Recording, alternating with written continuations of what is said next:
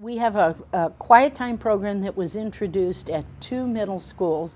It began first at one called Visitacion Valley Middle School.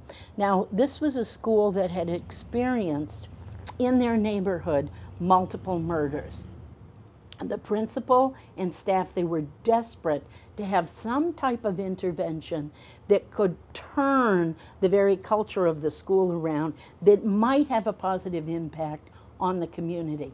So what they did is they introduced the Transcendental Meditation, the quiet time program. And what the first effects that we saw were that students were not being sent out of classroom. The level of stress among the staff members was beginning to go down. So the relationship between the student and the teacher was strengthened and more positive. And that right away began to change, tip the culture of the school. Then we found that the principal came to me and said, I'm in the research department, and he said, my hand is getting tired. I'm writing so many, signing so many certificates, kids that are on the honor roll. Could you look at my GPA? So we looked at the grades for the students. We broke it out by ethnicity and by grade level. And we found that for that school, there was a statistically significant difference in grades from the previous year to the year that the Quiet Time program was fully enacted.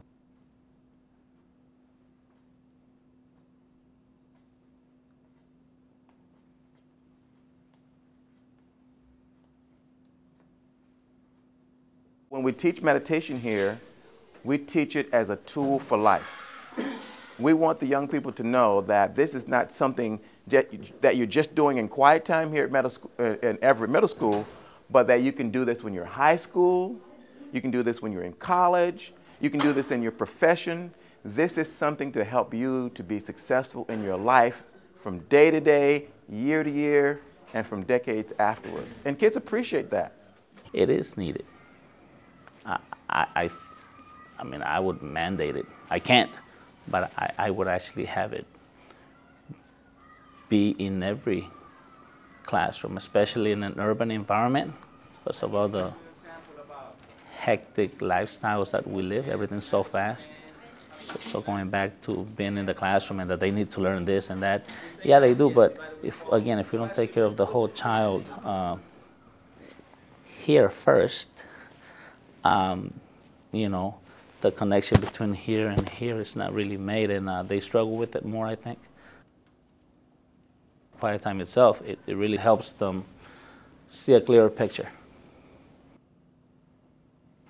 Quiet time belongs in education because during these very turbulent, unsettling, low budget, no budget, stress, violence, war, belongs in education because all that static interferes with the child keeping an open mind, being less stressed, and learning more.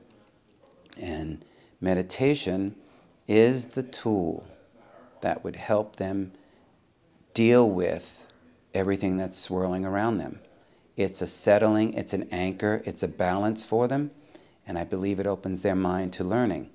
It's very difficult to learn if you're stressed. It shuts the mind down. And I see meditation as a way of opening the mind and relaxing children.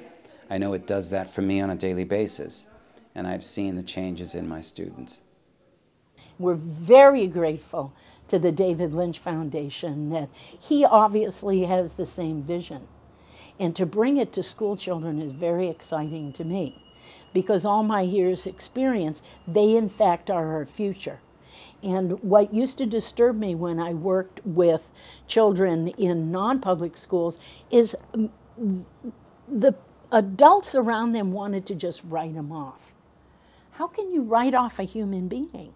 They still have needs and aspirations, and so this nurtures that. This allows them to go inside and develop themselves. It's a very profound program that I think can make a huge difference. And I'm very proud to be part of that legacy.